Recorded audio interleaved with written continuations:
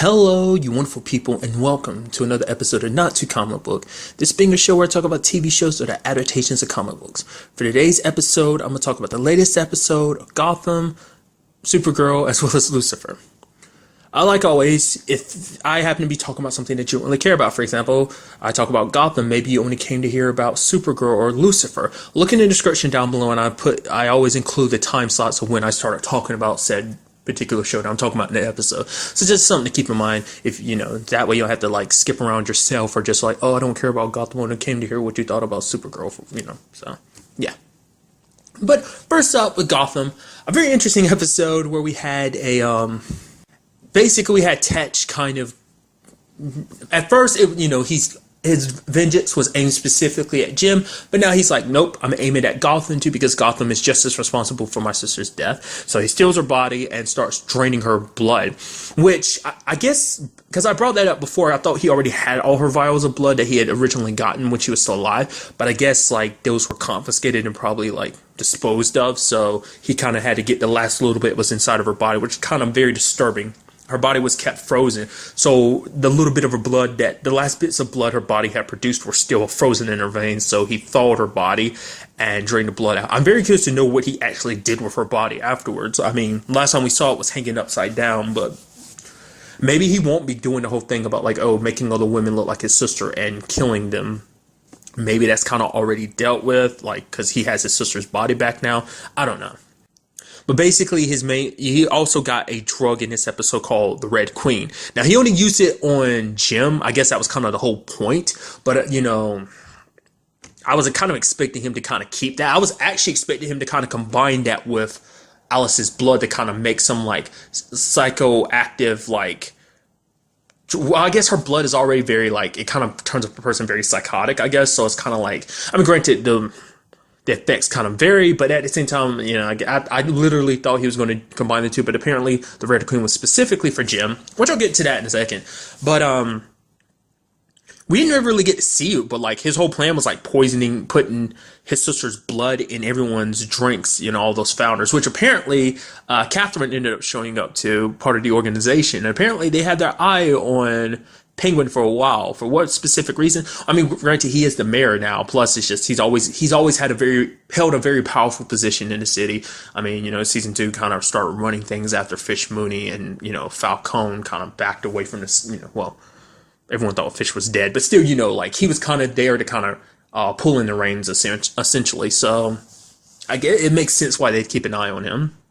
Which I'll get to that later on too, because I won't have my own thoughts about that and everything. I just want to talk about everything else first before I get to that. But the fact is that was never really shown, like, because the blood works. It takes a while to kind of really activate. It depends on the person. Some people it activates pretty immediately. Other people just like have prolonged, like, no sign of side effects. Well, interestingly enough, like, we see that Penguin was forced to kind of drink it too, and nothing happened. But I'm very interested to see where that goes, because we already see him doing this whole thing with Ed. When Ed comes to him and is like, oh, I met this new woman, Isabella. I think I'm in love. And then you see his heart breaking. And then he tries to stir stuff up. It's like, oh yeah, Ed was in Arkham. She's like, Arkham, that means he was, usually people go there means they murder someone. He's like, I'm not really one to gossip, but yeah. And it's just like, he's like, oh, it's something about, you do strangely look like Miss Kringle, his ex. And it's just like, it's all about the neck. It's like, oh, he likes a particular neck or something like that, and kind of laughed about it. And I guess that was almost supposed to be like a twisted joke too, because that's actually how he killed her. He strangled her. So I guess that was kind of supposed to be a sick, twisted joke when you actually think about it like that. Just his fascination with necks, and that's how he ended up killing the woman that he loved. But that didn't stop him. That didn't stop Isabella, because she was just like, yep. He's like, wait. You already know about everything? He's sitting there explaining. She's like, I already know. I looked you up this afternoon. She's like, wait, what? And yet you still came here? She's like, yeah, I like you, Ed. I'm in love with you. She's like, I read all these different books about all these different men, Romeo and stuff like that. She gave multiple examples, and Ed's like, all those men died. Basically, she has her very high expectations when it comes to a lover, and no man is ever compared to the men that she's read about in books until Ed. So that was kind of interesting. I was curious to see if something like that would happen, and it turns out that happened. It's just kind of like, hey, even with all the weirdness that I am, just kind of the crazy that I am, you still love me, which it shocked Penguin because it's like, oh, I see you standing here in my kitchen making out. How dare you make out with the man I'm in love with? It's just, and combined with the fact that he's got this, like, Alice's blood in him, that's going to be very interesting to see how that plays out.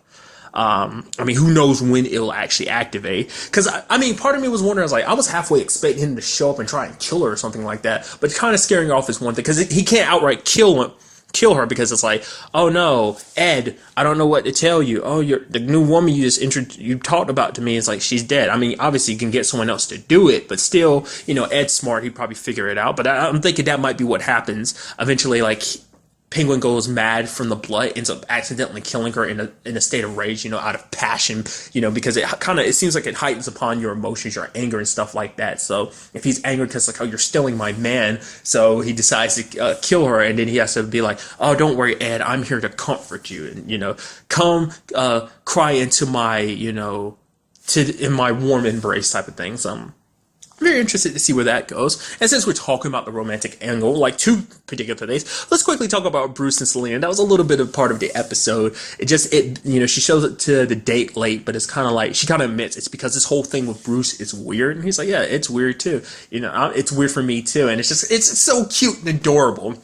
It's just kind of like, oh, that's because I don't really know Batman that well. I've read comic books and stuff like that, but I don't know how well they've ever really hit it off. I know they've always had that flirtatious relationship. I don't know if they've actually ever dated and actually had a relationship. It'd be kind of interesting to see where these characters would grow up. It's like they knew each other as kids, and then like when they end up becoming who they become, whether she becomes when she becomes Catwoman, he becomes Batman. Like, how would they fit together? Like, how would this current past of theirs affect their future? It'd be kind of interesting. I love the fact that even Alfred's weirded out about it. He's like, okay, so I'll make myself scarce, and I'll have an ear out and leave the lights on. Like, he was even being like, oh yeah, she didn't show up. Well, we can always wrap this dinner up and save it for tomorrow. And then she shows up and he's like, well, I'll go. He's super against this because he doesn't like Selena. More so than anything, I think his bottom line, he doesn't trust Selena. I mean, you can't blame him because Selena does have a tendency to run with the wrong crowd. She's always running with villains, but it's kind of like, well, she's kind of destined to grow up to become one. I mean, a thief is one thing because it's like she lives on Gotham streets. It's like you have to learn how to survive by any means, and for her that meant stealing. But it's like the fact that she's always rolling with villains. It's kind of like, well, you roll with a certain crowd, you're bound to turn into them, I guess, is one way you can look at it. But it's cute, and I just thought that was kind of interesting. And now flipping over to like how the Jim, Valerie, and Lee love triangle. I mean, for one, you have Lee's fiance being super pissed. It's like, oh, this is Jim's fault. He's always getting you mixed up and stuff. He needs to basically stay the hell away from you. Valerie kind of comments on what I brought up last time. It's like, I was wondering, I was like, okay, so he said kill Lee because I was like, oh, subconsciously he didn't want to admit the fact is how he really feels about Lee, that he does love her over Valerie. He does care about Valerie, but not to the extent that he cares about Lee. And not in that exact manner, but Valerie kind of called him out for it. It's like, yeah, you were just trying to kind of use reverse psychology on Tetch because you knew he would do that. You wanted to protect Lee, and if you said Lee, he'd shoot Valerie because you kind of got in his head and whatnot. So she's like, I know you don't love me the way you're still in love with Lee.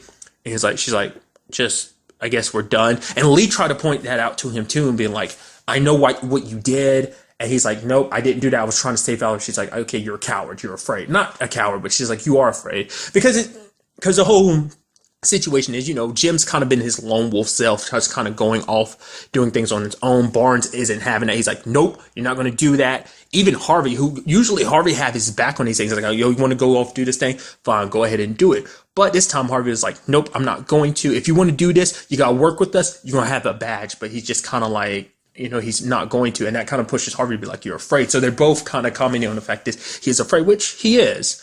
You could look at it multiple. I mean, you get a little more understanding of it when he kind of, when you see Gordon kind of tripping on that, Red Queen, which I really like that, just because it's kind of one of those like, hey, face your inner demons type of situation.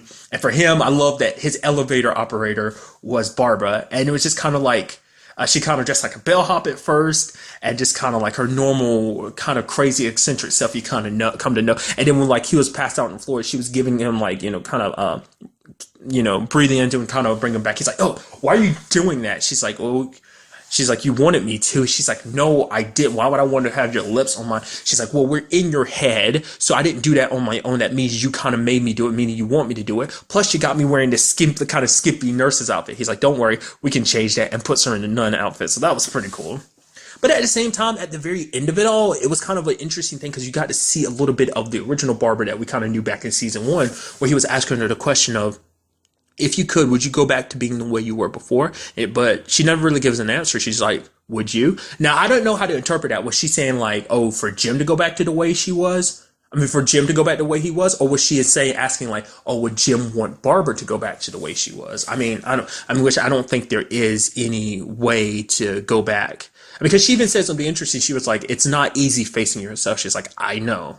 She was saying that from experience. So it was just kind of interesting seeing that Barbara, because we have not seen that Barbara in a long time. I mean, we saw it a little bit to a certain extent last season when she was trying to make things up with Jim, but which the whole situation, like, it led to many different things. At first, it was Bruce telling him, it's like, oh, you let all this, it's almost the end of the line. Like, it's almost going to come to an end, showing him all those dead people, like, all these different people. It's like, oh, you failed them because you kind of going down this path. You had Penguin being like, don't leave your unit behind. Then there's a whole situation where he was like, in his head, he had Lee, and then he had 2 children, and he lost that. And you saw him like struggling. He touching the bars, but they kept burning his hand. He wanted to get back, but he couldn't. Then had a whole conversation with his dad where we finally find out what he's so afraid of. The responsibility of the badge. That basically there's expectations that come with the badge. That he'll be kind of regarded as hero because he admires his dad because his dad was a DA, which I don't know if they've ever mentioned that before. I always assumed his dad was like a cop, but I was like, no, his dad was a DA. So I think his dad served in the military just like he did. So, but nevertheless, it's like his dad was like DA, but he never let the evil work that the fact that he had to deal with evil on a regular basis. He never let that get to him. He came back home. He's like, after work, you played catch with me while mom cooked dinner. It's like, you never let the darkness kind of swallow you like it kind of swallowed Jim. And his dad's like, there's darkness in me too, son, but I don't wallow it in it like you are. It's like, what are you so afraid of? And the expectations of being a hero, kind of meeting everyone's expectations because everyone sees you this way. And he's afraid. Like, being labeled a hero is a lot to live up to because he doesn't want to let people down. And it's kind of like, I guess in his mind, if I don't even try, then I don't have to worry about letting people down. That's kind of why he's kind of going down this route because he's lost. He legitimately is lost, and this whole situation is to kind of help him find his way. Because Jim kind of started off a very stand-up guy. He's always been a good guy, but he's going about things the wrong way. And I guess this is, basically the show kind of trying to put him back on the right path of being like, leading him to become the Gordon. I mean, he's still at Green. He's still the young Jim Gordon, so he's not going to be the Gordon you kind of typically know in Batman history. But this is going to be probably him kind of being on the right path now. I mean, like, it's understandable what he's afraid of because he's afraid to open up his heart to Lee again because it's like telling her how he really feels because for him it's too late. It's like you've already moved on, you got a fiance, it's just going to complicate things. Plus he doesn't want to reopen those old wounds for himself is another way. What I like the most is the message that his dad was like, okay, you have to, our family has a motto, the Gordons, and it being, for as long as we breathe, we protect. For as while we breathe, we protect is what it was. So he ends up asking Barnes for his job back. So that's pretty cool. But it seems like he's not the same Gordon. It does seem like his whole trip did work out for him in a way. It's going to be, I want to see like how things are going to be different from here on out, how he interacts with different people. How will he interact with Lee? How will he interact with, with his job? How will things be different? Also, where Valerie's going to go from here? Obviously, she's Valerie Vale. Like I said, she's most likely Vicky Vale's mom, so she's not just going to disappear. So I'm just very curious to see, obviously, like where they go, where they stand. Will they be okay? Will she not be okay with it? She'll probably kind of sweep it off, being like, you know what? It was fun while it lasted. Hey, let's be professional here. You're doing your job. I'm doing mine. She's probably going to be like, oh, so you're back on a job. Like I said, it's just going to be very interesting because it's like he's had to face kind of the darkest parts of himself. And I'm wondering like, what's that going to be for him and Lee? Because I'm sure he's not going to want to try and interfere with Lee's marriage and stuff like that. But it's going to be will he kind of be in this? Because I feel like he's going to keep that hidden in a way, because he's not going to admit his feelings for her no matter what. Even though it's like it hurts him to see her with someone else, it still doesn't change that fact. I mean, he even thanked Mario because it's like, hey, you saved me. But Mario's like, I'm just doing my job. Side note, there's that whole thing about Mario having that Band-Aid. What the hell was that about? I don't know. Was that supposed to represent the fact that he got injected with some of her blood too? Or was that something else? Because if it was, it's like, hey, because I brought it up before that, like, hey, the blood gets into Jim and it ends up causing him to kind of go a little crazy about the whole Lee and Mario situation. But what if, in fact, it's like Mario gets infected with the blood and that ends up turning into the whole, like, oh, I'm seeing stuff it's technically there, but no one wants to admit, the whole Jim and Lee thing. He's like, oh, I see it. You're still in love with him, and it kind of pisses him off, and he kind of gets all ragey and super strong and stuff. Be very quite interesting. Side note too, like it seems like Mad Hatter is kind of taking over the stage of kind of like I said, I got the feeling like he's going to be the main antagonist of the first half of the season. I'm sure the second half might kind of retrail back to the whole Strange and the experiment situation. So, I mean, I'm very curious to see whether that's going to be true or not, or whether he's going to be the main antagonist all across the board. Like I said, very formidable foe, got a lot of people, easily, get into a lot of people's heads with what he does. Plus, he's kind of trying to drive towards making Gotham mad, and that's going to be very interesting. So, and also, final side note is the whole Jim's dad thing. Apparently, we see the ring on the guy that's talking to Catherine as part of this whole group / organization, which obviously I've talked about before. I'm not going to call them by their name until it comes up in the show, just because I feel weird. Because even though I mentioned it last season, I mentioned it this season, but nevertheless, that's just my thing. So it's kind of going to be interesting to see where that goes. I mean, we really don't have that much information. It's just like, oh, we see the ring. So it's like his dad is still alive. Because the way they made it seem like there was a car accident is what happens. Like Jim's dad was like, oh, I'm late to meet somebody. And then there was like so his dad is gone. But I guess like that was kind of saying like, oh, by a car crash. Now, whether that was just an accident or whatever, maybe that's someone connected to Jim. Maybe that's actually an uncle or something that's part of this. That's what that ring represents. Maybe it's not necessarily his dad, maybe it's his uncle, and or some family member related to Jim. So it's going to be interesting. They've got their eye on Penguin, but who's to say they don't got their eyes on Jim too? So, with this new kind of epiphany he went through, it's going to be interesting to see where he goes from here. I kind of left it out, but also like his interactions with Barbara, especially after going through what he went through. Will he be more open to listening to Barbara, to talk to her and stuff like that, trying to help her deal with things? Like maybe he'll try and turn her back into the original Barbara, or maybe he'll just accept her as she is and just try to work with her and be, I don't know, just change things up. It's very interesting. I'd like to see where that's all gonna go. And now moving on to this week's episode of Supergirl. So like I completely forgot about Miss Martian's story. The little bit of it I do know, because like it wasn't until, because there was that situation where she was talking to John and everything, and she was having that conversation, and I'm like, why are you lying? You can tell her body language. I'm like, oh, you're totally making this stuff up about how you got off Mars and everything. Why would you lie? And then clicked up, I was like, right. I was like, I totally forgot. I mean, to be fair, it's been like 4 or 5 years since I've seen Young Justice, so I feel like I could cut myself a little slack, but I completely forgot about her secret, which they brought it up at the end of the episode. I was actually surprised that they brought it up so soon, and now it makes more sense about everything, because it's like, why did she run away from him originally? But now it's like, oh, right, because she's actually a white Martian disguised, like she saw John and it freaked her out. She said, oh my god, like my people killed your people, and she ran away, and then she disguised herself as a green Martian to kind of make him think like, oh, everything's okay, because she made up that whole story about the fact is there being a white Martian that couldn't live with what they did,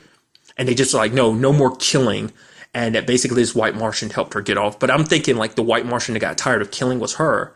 I mean, because the main thing in this episode was the whole alien fight club thing run by that lady Roulette. Well, I'll get to it, which I'll get to in a second. But the thing is, John thought is like, oh, Megan's doing this, like, because he was trying to understand. It's like, why are you part of this fight club? Which I love the fact is that he didn't just knock at her door or just like he barged in by doing it Martian style, phasing through her door. I was like, dude, that's sick. That's the most messed up and cool way to kind of just barge into someone's place like that. Which I find it funny is like, but he didn't do it the same way. He was just like, once he said what he needed to say and was about to leave, he just opened the doors. I had to point that out. That's funny to me. But nevertheless, it's like in his mind, he's like, he's not willing to give up on her because it's like, hey, she is, because apparently there's a thing with Martians where it's like, oh, they can psychically link together. It's like a connection on a different level than that of a human. So it's like, yes, he adores Alex and Kara, but he will always love them because they are like daughters to him. But her being a Martian means they can kind of connect on a different level. So he's thinking like, oh man, this whole Fight Club thing is because of that. But me being me, I was like, all right. No, the real reason why is because of the whole white Martian thing.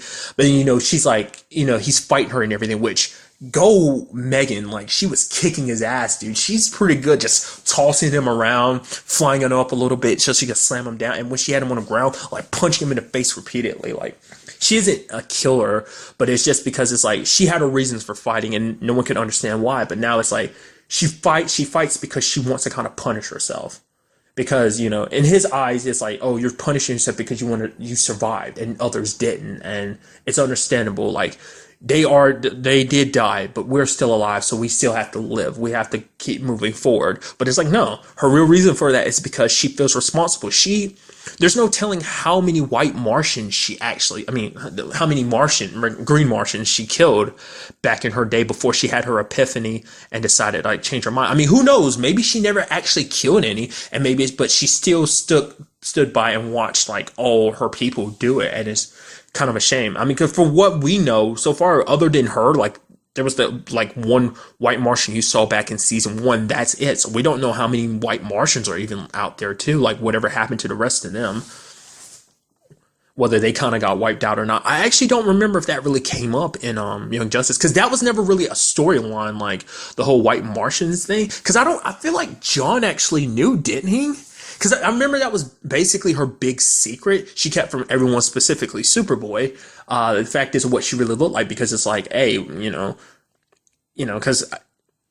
alien, species wise, I think it's a lot easier to handle what a green Martian looks like compared to a white Martian. So, I mean, I know that's very legitimately racist of me to say, but still, I think that's kind of one reason. I mean, not kind of, it definitely was one reason why she actually hit it, specifically from Superboy, even though Wally had such a huge crush on her, which is another reason why I want some crossover, dude, because it'd be kind of interesting if Wally saw her, it's like, oh, you're Megan? Oh, hi, I'm Wally West. I'd be like, I'm sorry, I can't help it. I want Young Justice to come to life in some shape or form. That's why I'm pushing so hard for Mon-El, which I called him Montel last episode, but Mon-El to become Superboy, because him and Winn are kind of buddying it up and everything. But I'll get to that in a second. But it's going to be very interesting to see, because I don't remember, from Young Justice whether that was a big storyline in regards of John. I don't think that ever really came up. But in this series, it's a big thing. It's like, especially if her and John kind of get closer and everything, it's like, yo, you white Martians, you killed my family. Screw you. He got to the point he wanted to kill the white Martian last episode, but kind of didn't. So, obviously, but still, this is a white Martian disguising herself as a green Martian. So it's very disrespectful, because it's like, oh, you're pretending to be one of my people after your people wiped them out. It's very interesting that this would happen, because I didn't even think about it. It's happening at the same time Kara is meeting a Daxamite. It's kind of, I don't know why I was struggling with that so much. So it's kind of interesting that the parallels between the two. except Kara knows he's a Daxamite right off the bat, and John doesn't know about the whole white Martian thing. It's so fascinating. Like I said, I want Young Justice to kind of come to life, dude. It'd be sick, dude. But obviously that would never be a thing, like her and Wally West anyway, obviously because, the whole being on different Earths thing, but also because the fact is him and Jesse are a thing. But the thing when it comes to Mon-El, I don't know which one I want. Do I want him with Kara, or would I want him with Miss Martian, which I kind of want him with Miss Martian because I'm pushing so hard for him to be Superboy.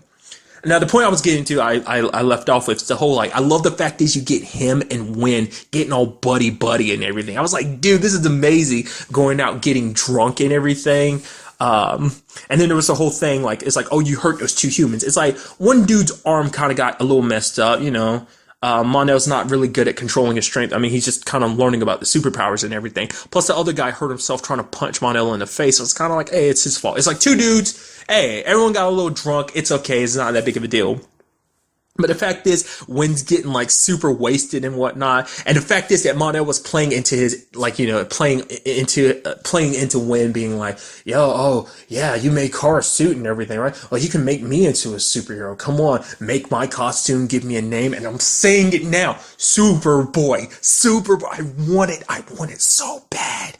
It'd be sick if that was the case. Because, considering the state of his world, it means he might be like a regular on this show. Like, I mean, like, come on. We've already got 2 good aliens. I mean, technically 3 when you think about a president, which I completely overlooked that last episode. Side note, too. I was going to leave a comment about it last week, but I didn't bother. Like, I don't know why I didn't realize that was Linda Carter, aka Wonder Woman, and I didn't realize that until afterwards. I was like, oh, I'm such an idiot. That's why the whole, like, car spinning thing looked familiar to me. It's because of that. It's kind of reminiscent of that a little bit. So I was just like, I can't believe I completely missed that. Like I said, I still can't believe I missed the whole, like, white Martian thing. I can't believe I forgot about that storyline, dude. Completely forgot about that. But, dude, I don't know. Like, it's just, I want it. I'm getting a little frazzled here because it's just like, I feel like we're so close to getting Young Justice kind of to a certain small extent kind of being brought to life on television. And it's so cool because I like Justice League and Justice League Unlimited, but I think I like Young Justice the most just because to me, I felt like it was, I don't know. For one, it was a little darker in certain areas, obviously. She definitely didn't shy away from death, I mean, without going into spoilers. But nevertheless, another thing in this episode is the whole Alex and Maggie thing. They're real, like, that just kind of is like, it's like, Alex is like going out there, like, not even bringing backup on most occasions. It's like, like, let's work together and everything. And you see it on her face when Maggie's girlfriend shows. It's like, oh, we can go get some beers or something. And it's just like, oh, hey, and her girlfriend shows. Like, some other times she's like, yeah, and you see it on her face. It's like, I feel like Alex hasn't really realized it yet, but it seems like there's something there. Well, it'd be really interesting if we got, because you see Kara kind of in the middle of them having this conversation, like she's not even there. It'd be kind of interesting. We got a little bit of a jealousy angle where we have her being like, hey, like, I feel like I'm losing my sister, it's like, oh, you want to partner up with someone else. It's like, yo, you and me are supposed to be a team. You're supposed to have, the whole DEO as a team, but it's like, you rather go, hang out with Maggie. What's up with that, yo? We're sisters. We're supposed to have each other's back. I feel like I'm losing you. That'd be kind of an interesting storyline to, undertake. And I do like the direction they're taking Kara and Mon-El's relationship in the sense of, like, she even says it herself, like, she isn't pushing him away necessarily because he's a Daxamite, but more specifically how basically her parents weren't perfect, and I guess it's kind of like a reminder of just kind of like, because, dad was a scientist, mom was always seeking for justice. They knew the planet was going to end up in a situation it did, but didn't do anything about it. So I guess it's kind of a reminder of just, Krypton's fate and what it did to Daxam, which, like, I brought that up last time, and it came up this episode a little bit, being like, the prince of Daxam was kind of like, yo, it's kind of their fault or whatever. Krypton's fate basically screwing them over, which it seems like Mon-El doesn't necessarily agree with that idea, but I'm surprised you don't. I mean, it's really no one's fault. It's just a combination of things, just misfortunate things. I mean, Krypton's destruction leading to Daxam. I mean, we haven't actually gotten to see what Daxam actually looks like kind of in its wasted state, so, or rather the state that is kind of uninhabitable. But Kara's like, you know what? I was sent here for one purpose, and that was to look after my cousin, Clark. But, by the time I got here, he's already grown up as Superman. She's like, well, I can kind of take that responsibility and go with your route and make it so, like, hey, teach you how to, do things, how to kind of control your powers. And it's just like, okay, Kara, I'm in your hands. I'm like, dude, that's so cool that she's going to be training him. It's going to be kind of like getting a second chance at being kind of like, because she was technically is still older than Clark. I mean, to a certain extent. I mean, even though she didn't age in the Phantom Zone, she still, that time still passed, so she is technically older than him. But now she kind of gets that opportunity with Montel. Like I said, Mon-El. I keep saying Montel, like Montel Williams. Nevertheless, it's going to be cool seeing them team up. It's like, dude, we already got 3 aliens on board, It's like, maybe sometimes we might not be able to get John, but we could get Mon-El. Granted, he doesn't have the full capabilities that Kara does. He can't fly He doesn't have heat ray vision, doesn't have freezing breath. So far he can leap very far, and he has superhuman strength. Granted, by Wynn's conversation, it seems like he's not nearly as strong as Kara, but still, that's going to be so cool to see that in the future. I'm very curious to see what kind of costume Wynn will come up for him.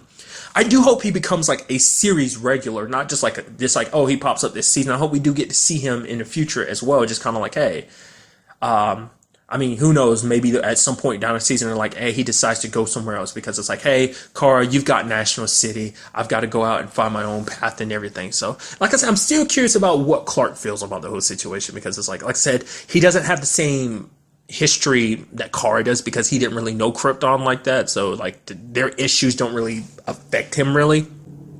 And a final side note that it got brought up by the superhero SmackDown. That's kind of what Superhero Roundup has now turned into. What I found interesting, they brought it up like Lena and Kara is kind of like Clark and Lex from Smallville. And I was like, I never thought about that, but it's kind of like, yeah, the same parallels of just kind of, because that was always, I think that's what a lot of people like the most about Smallville is because it took that twist of making Lex and Clark actually becoming very good friends, even best friends. I mean, up to a certain point. So it's going to be interesting seeing Lena and Kara go down that route too, especially because Lena said that very ominous thing of like, yeah, you'll be back. And like she said something, and even Kara was kind of like, okay, what the hell does that mean? Like the fact is you'll come back asking for more or something like that. It seems like maybe in the future she's going to be asking Kara for something. I don't know. It's just kind of very ominous that she said that. And it's just kind of like, oh, sure thing. Okay. That's weird. And also that roulette lady, man, is she a little messed up. The whole, like, she made the comparison between her Fight Club with Michael Vick being like, Michael Vick messed up. He used dogs. Everybody loves dogs. Aliens? No one gives a crap about aliens. The fact is that, you sit up here and act like I'm in the wrong. I'm doing something for them. Without me, they really don't have anything else. I mean, if they're out there running, who's to say you won't just beat the crap out of them and lock them up? They don't really have anything else to go anywhere else to go because Earth is kind of a refuge for them. So it's like I'm giving them something to do, like, where they can feel special, just do their own thing. And it's like if a couple die along the way, who cares? I was like, wow, you were just evil. Use and throw people away like they're nothing. I mean, in her eyes, she's like, well, aliens don't have rights. It's kind of like, it's just kind of sad, like, that a dog's life is valued more than alien's life. It's like, no, all life is beautiful, man. All life, whether it's extraterrestrial or domestic life, it should all be loved just the same. Yeah, I mean, I draw exceptions to that when you're a piece of crap. Unless you're a piece of crap, then but that's splitting hairs. Not about to go down that route because route of morality and whatnot.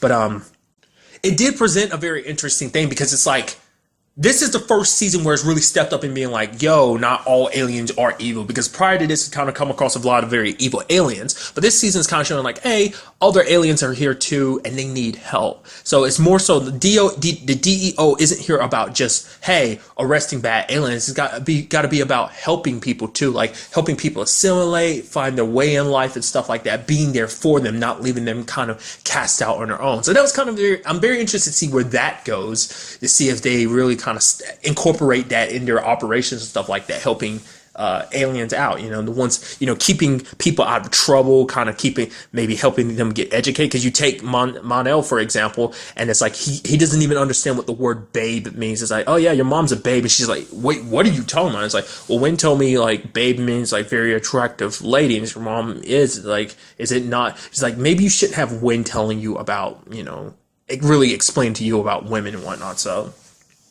that was pretty cool. Fact is, she got away. She has friends in high places, which in my brain it automatically goes, she's going to join up with Cadmus, won't she? Because she kind of has the same mentality as Cadmus. They don't really give a crap about aliens, so I don't know whether she'll join up with them. I mean, obviously we're going to be seeing her in the future. In what regards? We'll just have to wait and see. And now moving on to this week's episode of Lucifer. When you break it down, a very kind of sad episode, really. I think it was like, there's funny moments and stuff like that, but overall it's a very sad episode. I mean, considering last episode, it's kind of understandable. Lucifer's kind of wallowing in like just guilt. He feels so bad about what he did with Uriel. His mom kind of puts it best as like Lucifer kind of acts out. He kind of rebels to kind of hide what he really feels because he kind of keeps everything kind of buried underneath.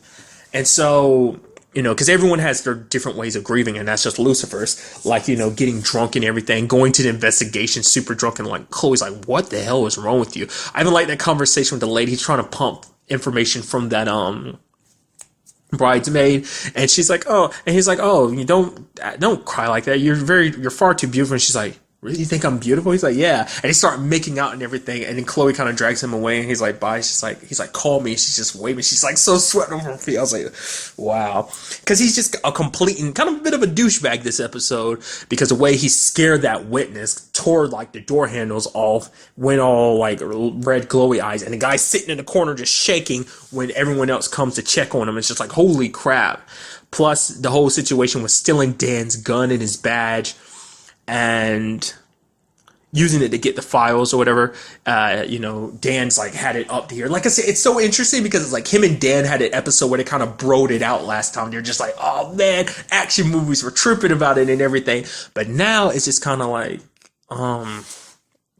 you see them kind of at each other's throat, which Dan's never really cared that much about Lucifer. This episode, I guess, just kind of perpetuated that a little bit more because it's like, oh, something's up with him. I mean, because Chloe's actually concerned. She's like, something's really up with Lucifer. Yeah, Lucifer's weird. He's just not the most, like, he's got his own way about things, but it's usually okay. This is just something else. She realizes that there's something else to it. I mean, she kind of kicked him off the case for a little while after he punched Dan in the face because, it led to it. Obviously the case kind of tends to, Lucifer brings what's going on in his life, kind of bring it with the case. And for him, the whole case is like, Lucifer's like, oh, I took the files because I needed to do that. And then Dan's like, you didn't need to do it. You wanted to do it. It's like sometimes you have to do things you don't want to do because it's kind of for the greater good. And it's been like, no, you're doing it for yourself because you're a selfish prick. And, Lucifer kind of punched him in the face for it, just because it's like in his mind, he's still holding on to it, not telling anyone.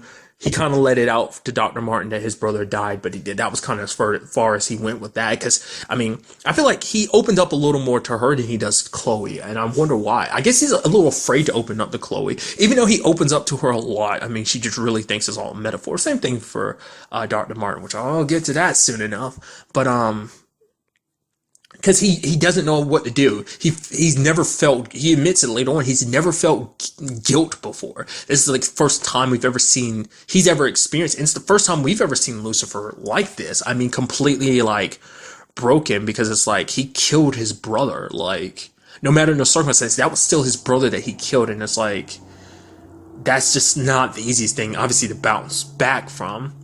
I mean, who could bounce back from that normally? Because it coincides with the case, because we ended up having, like, first you had the food truck guy, I think his name was Freddie, then you had the girl at the beginning, her name is Peggy. Essentially, the killer this episode was a military guy. His wife was sick, she had an illness, and she died from it, and that basically this guy, in his own state of mind, blamed these different people that were involved, doctors, lawyers. Like, one of them was, in Peggy's case, her fiance was at that point husband was he handled that hospital's lawsuits, the malpractice lawsuits and stuff like that. And so he just in his own brain, the killer thought, like, he needed someone to blame for everything. So that was his main reason for it. I mean, it doesn't justify what he did. I mean, because it's a situation where no one was at fault. She was sick, and it's just, but for him, he just needed someone to blame, but Lucifer kind of looked at him and was like, no, you wanted punishment, because he blamed himself more so than anything. Because he's like, if I was home, maybe we could have gotten to the doctor in time to kind of get an early notice of her illness and could have done something. Like all these different people he killed, really, it was just his way of lashing out. He needed to blame someone, and he was really, the entire time he was blaming himself, but he was kind of lashing out to everyone around him. Same thing with Lucifer, pushing everyone in his life away. Chloe, Dr. Martin, the people that care about him, not going to his mom about things, not going to Amenadel about things, just kind of dealing with it on his own, and being afraid to open up, because it's like because no one would understand. Because the reason why he didn't want to talk to Dr. Martin is because, well, Linda thinks the whole thing's in his head, like this whole metaphor for things. So it's kind of like, what would be the whole point of talking to you? Like, and with Chloe, like I said, I think he's just legitimately afraid to let his guard down around her. It's like, you can't understand, because just like Linda, she thinks this whole thing about being Lucifer is all in his head and everything. And it's like the fact is of what he did and why he had to do it is something that I guess in her mind would be like, I mean, especially because he also did it. I think that's another reason too, because Chloe's part of the reason why he did it, because her life was being threatened as well. And that's one reason why he ended up killing his own brother. So I think that's another reason not to tell her. Obviously just telling her the truth is one thing, but it's also because it's like, well, you know, I guess in his own way, he didn't want that to be what, he didn't want that weight on her as well. Like her to feel any guilt over the fact is that it was partially because of her that he ended up killing his brother. I mean, he even got to the point when the guy was going after his next target, like Lucifer stood in the way and was like, just shoot me. And it's just like Lucifer legitimately wanted to die because of the feeling he had. Just he was spiraling out of control. Like it's the first time you've seen Lucifer, you know, conflicted about certain things and just sad. But this is like the first time we've ever seen him kind of broken like this. And Chloe's just like, okay, you can't talk to me, which you see on her that she seems like she is a little hurt because he can be a pain in the ass sometimes, but Lucifer's still her partner, and she's concerned about his well-being, and she doesn't want him to, you know, end up kind of going off the deep end. So it's just like, but, you know, wants him to get help before it's too late. So what she does, surprisingly, like I said, visits Dr. Martin at the end of the episode. She's like, okay, I can't do this anymore. He's like, what? I'm telling you the truth. She's like, it's not. You just got to tell me the truth. Show me the truth. And he's like, really? He's like, just open up to you, right? And she's like, yeah. And then he transforms and shows her his real form. And then she pauses. You kind of see a smile kind of cracking on her face because she kind of like broke for a second because she didn't know what was going on. And just Lucifer got up and walked away. And it's like, well, shit. Like, I literally was watching it. I was like, I kind of got that feeling. I was like, oh, please tell me you're about to do it. And he did it. He showed her what he really looked like. So she knows it's not bullshit anymore. Everything he's ever said about being the devil, even who Amenadal is, and Amenadal, like, that's no longer a lie. It's part of me is wondering also, is that a crime to admit what you are? Like, humans aren't supposed to have that knowledge, are they, that you really exist? That's why Amenadal, I mean, granted, Amenadal at one point, you know, last season was like, no, it's true that I am an angel. He is Lucifer, but then like Lucifer's like, don't bother, she's not going to believe you and everything. But it's like, what does this mean for the future? Will Dr. Martin be like, okay, I've officially gone crazy, no, that wasn't real? I'm very curious to see what she does. Like, what would be her interaction with someone like Amenadal in case they cross paths? It's like, no, stay away from me. What are you? Are you a demon too? He's like, no, I'm an angel. Oh God, this is too much. You know, will she continue to see Lucifer knowing who he is now? Kind of understanding like a lot of the stuff he said isn't metaphors anymore. It's so interesting. I wasn't expecting, out of anybody, I legitimately thought Chloe was going to be the first one to find out. I literally thought she was going to find out in season 1's finale, but that turned out not to be the case. It's still kind of a hidden secret. So, but the fact is, Dr. Martin knows. I'm just so curious to see what they do with that. That's going to be so interesting. And another side of this episode, a little kind of on the lighter side of this episode, you had just the whole Chloe and May situation. I loved it. Had Trixie swinging on a sex swing. She's like, get my daughter off this sex swing. She's like, oh, do you want to take her out? She's like, no, we got to learn some boundaries. There's a kid in the house, so you can't really be acting like that. It's just like, you know, it's like even have a different opinion on Halloween. You know, Halloween is like, oh, dressing up, you know, getting candy and stuff like that. That side, the more family-friendly version. And you have Maisie's being like, no, it's when you dress up in slutty outfits and basically take part in very debaucherous acts, essentially. Just kind of seeing them kind of butting heads a little bit. And even later on getting Maze to kind of take Trixie trick-or-treating because apparently the nanny got scared because apparently something Maze had out. And she's like, yeah, the nanny walked in before I could put all my toys away and stuff like that. So apparently she left screaming. But it's kind of nice seeing her take Trixie trick-or-treating. And, you know, it's like Maze, like we found out back in season 1 that Maze like Trixie, but also just kind of treats her like, Maze is kind of stepping in that big sis role, which is kind of like, it's kind of adorable to see that side of her. Even like when you see it later on in the episode, like her and Trixie are kind of sleeping on the couch, they had to watch the movie, and Chloe had to put the blanket on. I was like, that's so freaking adorable. I love how Maze, like the moment she was getting some candy, like he gave her like a lollipop or something, and then Trixie looked at Maze, and Maze looked at the dude, and the dude was like, okay, gave her some more candy, and then Maze kept looking at him, and doing like he doing some money too, and it's just like, like, Maze, you're such a bully. I love it. I love it that you're just kind of extorting stuff from people. And even more interesting is when she actually kind of showed Trixie what she kind of looked like. She had Trixie turn around and then turn back around, and like half her face is what she really looked like. I wonder, is that what she really looks like fully, like half her face is like that? Or did she decide to only go halfway with her transformation? Either way, Trixie was like, it's cool, because Trixie accepts her for who she is. Because I'm pretty sure Lucifer showed her what he really was at, like, back in season 1, showing the red eyes and everything. Because he ended up scaring one of the girls that was basically bullying Trixie back then. So she, she's very innocent. She just thinks it's very cool and everything like that. So she doesn't think anything bad of it. So I think for Maze, that's a whole level of something else, because it's like, oh, she accepts me for me. So like I said, big sis Maze, I love it. And then final note this episode is we saw more Amenadal's reaction to the whole Uriel thing. Because to him, he doesn't blame Lucifer. To a certain extent, he does. But mainly he blames himself, because it's like, if I didn't lose my powers, I could have stopped all of this. Mom being like, no, she blames herself, because she's like, hey, I'm the one, this was all about, so this was my fault. But then Amenadal's like, no, you try to turn yourself over, you're trying to do the right thing. Which is to say, like, was she really? Was she really trying to do the right thing? Like I said, I can't help it. I'm skeptical of their mom, especially even more so after this episode, because she brought up, it's like, there's a way to get your powers back, and our powers back. It's like, okay, you'll let your main motive slip. Obviously, you are after power, getting back whatever it is, that whatever power you had originally as a goddess, getting that back, and you're trying to use Amenadal as a way of doing it, because it's like she's trying to sway her children on her side, and you see that with, getting him to turn against God, because she's pointing stuff out to Amenadal. It's like, you've always taken on the responsibility of the entire family and everything else. You've always taken it upon your shoulders. You've always tried to be the, responsible, strong one. It's like, take a break. Or at the very least, your father deserves to give you a reward, and starts, filling his head with stuff, taking him to where Lucifer buried Uriel, because I was very curious about that too. Like, that's what I was kind of expecting, the whole beginning thing with the whole wedding ceremony taking place in a graveyard and everything. I was kind of expecting that to be like, oh, them burying Uriel or something like that. But it's like, no, but he is buried, because I saw the tree and everything. I was like, oh, is that supposed to be the tree, Adam and Eve type of thing? But no, I was like, oh, okay, this is where he buried Uriel.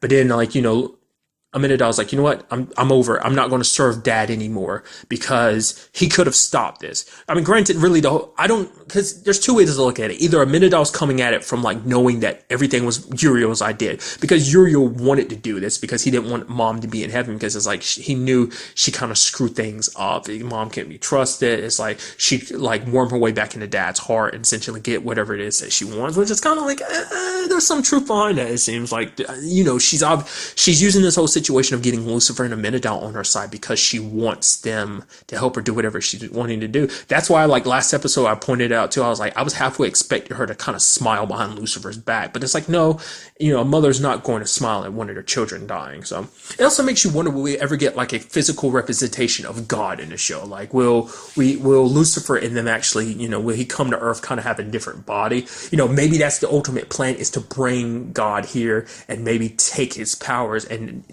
basically getting back what their mom had as a goddess, and getting a little bit more by taking God's power. I mean, maybe we'll kind of get to see that too, but I mean, we'd really have to wait and see. But really, she's turning him against God, because he's like, you know what? I'm no longer going to be like the loyal son. I'm going to do what I want to do, what's best for me. So it's going to be interesting to see where that goes. I mean, just like she's digging. Like, I'm curious also, what way was she going to get him his powers back?